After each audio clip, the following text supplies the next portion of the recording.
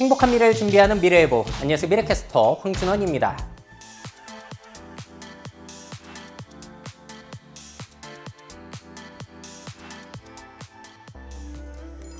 얼마 전 MBC를 통해서 방영이 된 VR 다큐멘터리가 굉장히 큰 화제를 모았죠. 병으로 세상을 떠난 딸을 VR 공간 안에서 다시 재회할 수 있다면. 자, 이 컨셉에 많은 사람들이 감동을 느끼기도 하시고 슬픔을 느끼기도 하셨습니다. 자, 그래서 한번 질문 드려볼게요. 죽은 사람의 데이터 부활, 여러분들은 어떻게 생각을 하십니까? 이번 시간의 주제는 바로 데이터 유령들입니다. 데이터를 통해서 죽은 자들이 부활한 사례들을 여러분들에게 말씀드릴 거고요. 여기에 대해서 어떤 점들을 우리가 생각해 볼 수 있는지에 대한 자료들 그리고 내용들을 모아봤습니다. 먼저 유령에 대해서 정의를 내리자면 사전적인 정의는 이래요. 근데 두 번째, 죽은 사람의 혼령이 생전의 모습으로 나타난 형상을 말한다는 점. 그래서 데이터 유령이란 죽은 사람의 데이터가 생전의 모습으로 나타난 형상을 말합니다. 그래서 여기서의 유령이란 부정적인 의미가 없다라는 점을 말씀을 드리고 갈게요. 자, 사실 우리가 유령하면은 이렇게 뮤직비디오에서 갑자기 튀어나온다든지 심령 사진이라든지 무당을 통해서 이런 식으로 만나볼 수 있는 존재들이었는데, 지금은 기술에 의해서 죽은 자들이 부활하는 사례들을 목격하게 됩니다. 그 사례들을 먼저 보여드리도록 할게요. 가장 간단하고 단순한 사례는 뭐가 있냐면은 VR을 이용하는 겁니다. 특히나 360도 카메라로요. 자, 예를 들자면 이런 거예요. 우리 가족들의 단란한 일상을 360도로 찍어 둔다면은 나중에 그 가족 구성원 중에 한 명이 죽더라도 VR을 통해서 언제든지 그 장면으로 내가 돌아간 듯한 느낌을 얻어낼 수가 있죠. 예를 들자면 이런 거예요. 가족들과의 피크닉 상황, 딸과의 아주 소중한 시간을 찍어두게 된다면은 언제든지 VR을 통해서 내가 그 시간으로 순간 이동한 듯한, 그래서 딸이 마치 살아있는 듯한 느낌을 받을 수가 있다는 겁니다. 그래서 저는 소중한 추억은 360도 카메라로 담아두는 것을 추천드리기는 해요. 저도 이용하고 있는데 정말로 생생해서 너무 좋은 것 같거든요. 자, 다음 사례로 넘어가 볼게요. 이건 정말로 죽은 사람이 살아난 듯한 느낌이 들죠? 많이 소개해드렸는데 고인의 메시지가 저렇게 증강 형식을 통해서 재생이 되는 겁니다. 그래서 저건 이제 살아생전 그분이 여러 가지 메시지 영상을 찍어 두셔야겠죠. 그렇기 때문에 조금 한계가 있는 방식이라고 볼 수 있을 것 같아요. 그래서 찍어둔 영상이 끝나게 되면은 더 이상 새로운 메시지를 볼 수 없다는 거. 자, 그런데 저 방식을 이제 더 뛰어넘는 것이 앞서 보여드린 VR 다큐멘터리의 방식인 거죠. 돌아가신 사람의 그 남아있는 영상 데이터, 음성 데이터를 인공지능한테 합숙시켜가지고 마치 그 사람이 행동할 법한 느낌, 말했을 법한 느낌으로 살려내는 겁니다. 그래서 이 VR 다큐멘터리에서도 딸의 음성을 복원했고요, 외형을 복원했고 행동까지 복원을 하게 되는 과정을 거치게 돼요. 자, 그러면 좀 더 그 사람이 살아있는 듯한 느낌을 받아낼 수도 있겠죠. 자, MBC에서는 올해 이게 방영이 됐는데 사실 처음은 아니고요. 일본에서는 작년에 이런 시도가 있었어요. 일본의 국민 가수인 미소라 히바리라는 사람이 있었다고 해요. 이분이 30년 전에 돌아가셨는데 그 사후 30년을 기념해가지고 AI로 이 사람을 살려내는 프로젝트가 NHK에서 있었던 겁니다. 근데 여기에서는 음성, 외형, 행동뿐만이 아니라 한 가지 더 어려운 거를 복원시켜요. 바로 가창력까지 복원을 해서 30년 만에 신곡을 발표하게 됩니다. 바로 아래까라 그때 이후로라는 제목의 노래인데요. 자, 노래가 너무 좋더라고요 또. 자, 그래서 팬들을 초청해가지고 저렇게 공연을 하게 되는 건데 눈물을 보이기도 하고 또 그 신곡에는 저런 나레이션까지 있습니다. 자, 근데 많이 공을 들였음에도 불구하고 좀 어색하기는 하죠. 또 다른 사례를 보시게 되면은 퀸의 보컬이었던 프레디 머큐리가 마치 살아있는 것처럼 연기를 하고 있습니다. 아니, 저 사람 몇십 년 전에 죽었는데 어떻게 저런 연기가 가능할까요? 저건 바로 딥페이크 기술을 이용한 것이죠. 컨트롤 시프트 페이스라고 하는 딥페이크 영상 제작자들이 공개한 영상이고요. 프레디 머큐리의 얼굴 데이터를 학습시켜가지고 라미 말렉이라고 하는 그 영화 보헤미안 랩소디 주인공의 얼굴에 합성을 시킨 거예요. 그래서 라미 말렉이 나온 드라마의 장면에 프레디 머큐리를 입히니까 너무나 자연스럽게 복원이 된 거죠. 마치 살아난 듯한 느낌을 받을 수도 있는 겁니다. 자, 이런 식으로 기술 발전에 의해서 죽은 사람이 조금 더 정교하게 살아있는 듯한 느낌으로 살려낼 수 있는 기술이 발달하고 있다는 거예요. 자, 다시 질문을 드려볼게요. 죽은 사람의 데이터 부활, 여러분들은 어떻게 생각을 하십니까? 자, 이 화제가 되었던 VR 다큐멘터리의 경우에 긍정적인 반응이 대부분이었고요. 아주 소수 부정적인 반응 역시 있었습니다. 자, 네이버에서 제가 댓글을 가져왔는데요. 보통 너무 감동적이었다, 너무 슬프다, 기술이 가져다 줄 수 있는 따뜻함이다, 뭐 이런 긍정적인 댓글이 대부분이었고, 간혹 부정적인 댓글은 이런 거예요. 아니 이게 뭐냐, 사람 2번 죽이는 거냐, 안 하는 게 낫다, 뭐 이런 식으로 안 좋은 댓글을 다는 사람들도 있었는데, 안 좋은 댓글이 적은 이유 이런 것도 있을 것 같아요. 다 감동적이라고 댓글을 올리고 있는데 거기에 고춧가루 뿌리기 싫어서, 내가 냉정한 사람으로 보이기 싫어서 댓글을 달지 않은 사람들도 꽤 있지 않을까라는 생각도 듭니다. 자, 그래서 저와 함께 이번에는 여기에 대한 비판적인 견해, 긍정적인 견해에 대해서 생각을 해보도록 할게요. 자, 이 데이터 유령을 비판적으로 바라보자면 일단 요 속담을 생각해보죠. 호랑이는 죽어서 가죽을 남기고 인간은 죽어서 이름을 남긴다. 자, 하지만 지금 시대에는 이 속담이 바뀌어야 될 것 같습니다. 인간은 죽어서 이름이 아니라 데이터를 남기고 있는데, 자, 문제는, 자, 그 죽은 자의 데이터의 소유권은 누구에게 있죠? 자, 그리고 유족들이라고 하더라도, 가족이라고 하더라도 죽은 자의 데이터를 마음대로 이용해도 되는 겁니까? 죽은 자는 말이 없으니까 동의를 할 수도 없는 거고. 자, 죽은 자에게 죽을 권리, 잊혀질 권리가 있지는 않은가? 여기에 대해서도 비판적으로 생각해 볼 필요는 있다는 겁니다. 자, 아주 극단적인 예를 들자면은 살아생전에 나를 괴롭혔던 누군가, 그게 만약에 가족이 될 수도 있는 건데 그 사람이 나의 동의 없이 나의 데이터를 마음껏 활용해가지고 어떠한 이득, 그러니까 금정적이든 감정적이든 이익을 보고 있다면 이거는 또 생각해 볼 필요가 있는 거잖아요. 물론 이렇게까지 할 사람들이 많지는 않겠지만. 자, 그리고 또 다른 비판적인 견해 이런 게 있을 수 있어요. 아니, 애초부터 완벽한 복제 자체가 불가능하지 않냐라는 거죠. 자, 앞서 보여드린 저 미소라 히바리의 AR 부활 사례, 저 다큐멘터리 제가 1시간을 다 봤는데 MBC 다큐는 다큐 내용의 대부분이 그 가족들의 슬픔에 초점을 맞췄다면은 저 다큐멘터리는 그 부활 과정의 어려움, 기술적인 부분에 초점을 많이 맞췄었어요. 자, 어떤 어려움이 있었냐? 일단 다른 감정의 음성 데이터가 부재했다는 거. 아까 나레이션은 굉장히 긍정적인 나레이션 말투였잖아요. 근데 저 가수가 살아생전 그 레코드로 남긴 그 음성 같은 경우에는 아주 슬픈 음성밖에 없었던 거예요. 그래서 그 음성을 AI가 학습을 하니까 긍정적인 단어를 넣었더니 슬프게 읽더라는 거죠. 그래서 결국에는 가족 찾아가지고 카세트 테이프에 있는 다 음성들 끌어 모아야 되고 이런 과정이 있었다는 거. 자, 그리고 저 가수분은 그 엔카 가수예요. 우리식으로 하면 트로트 가수인데 새로운 신곡 같은 경우에는 팝적이란 말이죠. 그러다 보니까 기존에 학습한 데이터와 신곡 스타일이 달라서 충돌을 일으키는 어려움이 있었습니다. 자, 그리고 저 가수는 특정 제스처가 없었다라고 해요. 그러다 보니까 신곡에 맞는 제스처를 학습할 수가 없었던 거죠. 그래서 결국에는 그 미소라 히바리와 친했던 가수를 섭외해가지고 그 사람이라면 이렇게 했을 거야 라는 식으로 연기를 한 다음에 모션 트래킹을 해가지고 결국에는 입힐 수밖에 없었던, 결국에는 정말로 미소라 히바리라면 이랬을 거다가 상당히 복원하기가 어렵다는 것을 다큐멘터리에서 많이 보여주더라고요. 자, 이런 어려움이 있고 또 다른 거. 자, 우리 심리학적인 용어로 페르소나라는 게 있잖아요. 뭐냐면 사회적인 가면. 우리가 직장에 갔을 때 인격이 따로 있고 가정에서의 인격, 친구 만날 때 인격이 다 따로 있다라는 건데, 자, 그렇다면 어느 인격에 맞춰서 죽은 사람을 부활시켜야 하느냐, 성격적인 측면에서 어렵다는 거죠. 또 다른 측면, 자, 우리가 그 사람이 죽었을 때 얻을 수 있는 데이터들 아마 SNS상에서 많이 얻을 수가 있을 텐데요. 거기에 공개된 데이터들은 사실 가공된 이미지, 꾸며진 이미지잖아요. 진짜 모습이 아니란 말이죠. 보통 인스타그램에 정말로 후질근한 모습 올리는 사람 많지 않죠?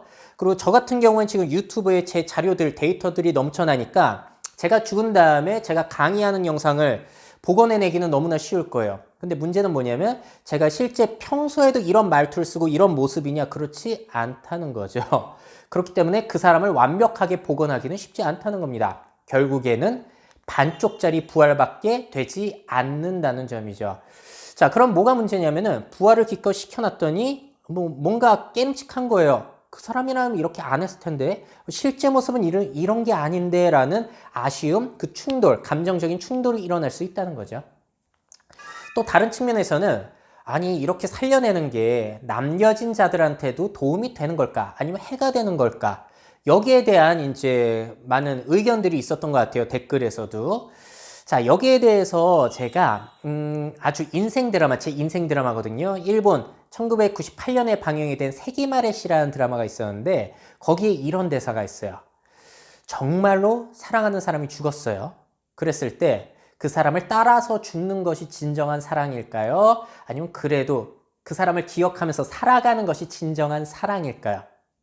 아니면 여기에 대해서 죽는다라고 대답을 하면은 아니 그럼 죽으면 무슨 의미가 있어? 라고 대답이 나올 수 있고 그래도 살아가야죠 라고 하면 너는 그러면 그 사람을 진짜 사랑하지 않았던 거야. 견뎌낼 수 있으니까. 이렇게 나올 수 있다는 거예요. 아니 그럼 도대체 진정한 사랑이란 무엇이냐? 자, 극 중에서 주인공은 이렇게 대답을 합니다. 진정한 사랑은 그 사람의 죽음을 인정하지 않고 미쳐버리는 것일지도 모른다. 이 대사가 저는 굉장히 흥미로웠거든요. 근데 이 모습이 얼마 전에 방영이 된 멜로가 체질이란 드라마에 실제로 나옵니다. 여주인공 3명 중에 1명의 남자친구가 죽어요. 그래서 저 여주인공은 그 사람의 죽음을 인정하지 못한 나머지 그 사람의 환영을 늘 보고 마치 내 주변에 늘 있는 것처럼 행동을 하게 됩니다. 그래서 그 사람 환영과 막 대화를 하게 되는 거죠. 그래서 다른 사람이 보기에는 쟤 왜 저러지? 왜 혼잣말을 저렇게 하지? 친구들은 굉장히 걱정을 하고 저 여주인공도 결국에는 거기에 대해서 혼란을 느끼고 괴로움을 느끼게 되는 이런 장면이 나옵니다. 그러니까 이런 식으로 죽은 자는 잊혀져야 되는 것도 상당히 살아가는 자들에게 도움이 될 수 있는 측면이 있잖아요. 그래서 죽은 자들 계속 살아있는 것처럼 느끼게 하는 것이 남겨진 자에게 도움이 될 것인가는 상당히 다양한 의견이 있을 수 있다는 거예요. 자, 그래서 비판적인 의견을 한번 보여드렸고요. 이번에는 한번 긍정적으로 바라봐 볼게요. 자, 먼저 이것부터 따져볼 필요 있어요. 아니, 뭐 그렇게 심각해? 죽은 자의 권리까지 따져야 되냐? 라는 입장이 있을 수 있겠죠. 자, 왜냐면 가상은 가상이다라는 거예요. 우리가 게임을 예로 들자면은 게임하면서 사람 죽이면서 좋아하죠. 그리고 사람 때리면서 막 신납니다. 죽어 하면서. 자, 근데 여기에 대해서 아니 너는 되게 잔인하다라고 하면 그 사람이 뭐라고 대답하면 야, 이거 그냥 게임이야. 게임은 게임일 뿐인데 뭐 그렇게 진지하게 굴어라고 한다는 거죠. 그래서 가상에 대해서 그렇게 진지한 태도를 가질 필요는 없고 죽은 자에 대해서도 그렇게 진지한 태도를 가질 필요가 있느냐라는 의견이 있을 수 있다라는 거. 자, 그리고 또 죽은 자에 대해서 우리가 기억을 할 때 아니 죽은 자를 그림으로 다시 기억을 하나 마치 살아있는 것처럼 사진이나 동영상으로 기억을 하나 데이터로 이렇게 부활시키는 거나 무슨 차이가 있냐라는 입장이 있을 수 있습니다. 결국에는 기술적인 차이, 미디어의 차이라는 것 그런 입장이 있을 수 있다는 거죠. 모나리자 같은 경우에도 결국에는 수백 년 전에 죽은 사람인데 우리가 그 사람의 죽을 권리를 인정하고 있지 않는 거잖아요. 자, 다시 정리를 해보자면 아까 이러한 논쟁이 있을 수 있다고 말씀드렸는데 여기에 대해서 단어 몇 개만 바꿔볼게요. 데이터를 초상권으로만 바꿔본다면 똑같은 논쟁이 있을 수가 있다는 겁니다. 모나리자도 죽을 권리를 자기가 갖출 수가 없는 거예요. 그 사진을 보고 그러는 것도 우리가 죽은 사람을 잊지 않고 사진으로 보고 동영상으로 추억하잖아요. 그렇게 추억하는 거나 아니면 데이터를 학습시켜가지고 마치 대화하는 것처럼 살려내는 거나 어떤 차이가 있냐라는 의견이 있을 수 있다는 겁니다. 거기에 대해서 예를 들자면 이런 거예요. 자, 과거에 축음기, LP가 나왔을 때 부정적인 견해를 가진 사람이 있었어요. 그 사람의 의견은 이겁니다. 아니, 음악이라는 것이 그때 딱 즉흥적으로 연주되는 그 연주자의 감정을 담아내서 매번 다른 게 음악이지 어떻게 저렇게 LP판에서 똑같이 반복되는 음악이 진정한 음악일 수 있냐. 그건 가짜 음악이다라고 생각한 사람이 있었다고 해요. 근데 더 웃기는 게 뭐냐면은 그 다음에 LP 다음에 테이프나 CD가 나왔잖아요. 그때 똑같은 의견이 나옵니다. 아니, 진정한 음악은 LP지. LP의 그 톡톡 튀는 소리와 그 따뜻함, 그런 게 없는 건 음악이 아니야. 자, 결국엔 뭐냐면은 자신에게 익숙한 것만을 정답으로 보는 보수적 성향 때문에 결국에는 저런 데이터 부활, 데이터 유령을 안 좋게 평가하는 것이다 라고 생각할 수가 있다는 거예요. 결국에는 이런 거 문제될 게 아니라는 긍정적인 견해가 있을 수 있다는 겁니다. 자, 그래서 저렇게 VR 안에서 만난다든지 아니면 AR 통해서 죽은 사람을 만날 수 있다든지 딥페이크를 통해서 연기를 하는 것처럼 한다든지 죽은 가수의 신곡을 발표한다든지 결국에는 죽은 자를 추억하는 새로운 방식이 될 수 있다는 거죠. 죽은 자를 추모하는 새로운 방식이지 이거는 뭐 죽은 자에 대한 모독이나 그런 기준은 아니다라는 것을 긍정적인 견해에서는 갖출 수가 있습니다. 자, 그럼 더 나아가서 데이터 유령이 일상이 된다면 어떨까요? 자, 이런 걸 생각해 보자고요. 언제든지 내가 사랑했던 가족과 연인을 가상으로 만날 수 있다면, 또 언제든지 AR을 이용해서 언제든지 대화를 할 수 있다면, 요즘에 뭐 이어폰들 무선 이어폰 많이 끼고 다니는데 거기 시리나 구글 어시스턴트 그런 거 들어갈 수 있잖아요. 빅스비라든지. 그러면 거기에 뭐 시리 음성 대신에 내가 사랑했던 사람, 지금은 없지만 그 사람의 음성으로 해가지고 계속 대화를 할 수 있다고 생각을 해보세요. 영화 허에 나오는 것처럼. 자, 그러면은 내가 부모님을 예로 들자면 부모님은 돌아가신 건 아는데 언제든지 비슷한 느낌으로 대화가 가능한 거예요. 그런 생활이 펼쳐질 수도 있다는 거죠. 그러면 사람들의 사고방식이 좀 달라질 수 있겠죠? 자, 그리고 죽은 가수의 신곡이 계속 발매된다면 뭐 신해철님이라든지 유재한님 뭐 그런 사람들의 음반이 계속 나오는 겁니다. 김광석님의 음악이라든지. 근데 심지어 아까 그 미소라 히바리 경우처럼 신곡이 나왔는데 너무 좋은 거죠. 그러면 히트가 될 수도 있는 거잖아요. 그랬을 때 죽은 사람을 추억하는 우리의 태도에 대해서 변화가 있을 수 있어요. 마찬가지로 죽은 배우가 계속 연기를 할 수도 있는 거고요. 자, 이런 상황이 된다면은 과연 어떠한 세상이 펼쳐지게 될까요? 자, 그래서 망자의 데이터와 늘 함께하는 삶을 우리가 미래에는 살아갈 수도 있다. 좀 멀리 나가서 가정을 해봤고요. 이렇게 되게 된다면은 우리가 크리스찬 같은 경우에는 이런 게 있잖아요. 현생을 넘어서 죽어서 끝나는 게 아니라 죽음에서 끝나는 게 아니라 이제 천국이나 지옥, 다음 세상이 있다라는 견해가 있는데 결국에는 우리가 죽더라도 디지털적으로 영생을 할 수 있는 길이 열린다라고 볼 수도 있겠습니다. 그래서 결국에는 이 장례식이라는 것이 미래에는 디지털 부활식이 될지도 모른다는 거죠. 그냥 한번 상상을 해본 거예요.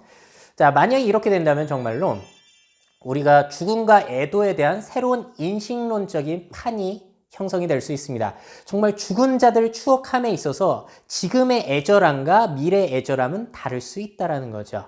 예를 들어서 자, 모나리자 같은 경우 과거에 카메라가 없었던 시절에는 이 그림을 보기 위해서는 우리가 어디로 가야 됐냐면 꼭 루브르에 가야지만 이 그림을 영접할 수가 있었습니다. 그러니까 이 그림에 대한 존재 가치가 너무나 컸겠죠. 이 그림이 거의 신적으로 우리가 떠받들어야 되는 그러한 위치에 있었다면은 자, 기술 복제의 시대가 되면서 모나리자를 여기저기서 볼 수가 있습니다. 이렇게 시계 굿즈로 나올 수도 있고 분식점에 그냥 붙어있는 그림일 수도 있어요. 심지어 패러디 해가지고 노트에 이렇게 이상한 이미지로 복제가 될 수도 있는 거고요. 자, 이렇게 되면은 그 원작이 가지고 있는 아우라가 파괴되는 거잖아요. 이게 바로 발터 베냐민이 얘기한 기술 복제 시대의 예술에 나온 아우라 파괴에 대한 얘기인데 마찬가지로 죽은 사람과 계속 대화를 할 수 있는 그런 환경이 조성이 되게 된다면은 죽음에 대한 우리의 태도 역시 굉장히 달라질 가능성이 있다는 겁니다. 자, 이렇게까지 해가지고 오늘 데이터 유령들에 대한 이야기를 드렸는데요. 오늘 제가 이 시간 동안 말씀드린 내용은 한 영상 콘텐츠에 다 농축이 되어 있어요. 넷플릭스 시리즈 중에 블랙미러 시즌2를 보시게 되면 돌아올게라는 에피소드가 있거든요. 거기에 지금 말씀드린 내용들이 영상으로 잘 정리가 되어 있으니까 꼭 한번 보실만 합니다. 넷플릭스 가입이 안 돼 있으셔도 가입하고 보실 만한 영상인 것 같아요. 자, 마지막으로 질문 드려볼게요. 여러분들은 죽은 사람의 데이터 부활 어떻게 생각하시나요? 많은 댓글 달아주시면 아주 흥미로운 견해들을 우리가 나눠볼 수 있을 것 같습니다. 자, 오늘 내용 여기까지고요. 저는 다음 시간에도 영감을 드릴 수 있는 소식 가지고 찾아뵙도록 할게요. 여러분들 최고의 미래를 상상하시고요. 그 미래를 직접 만들어 가시기를 응원드리겠습니다. Make your futures. 미래 채널 마이F.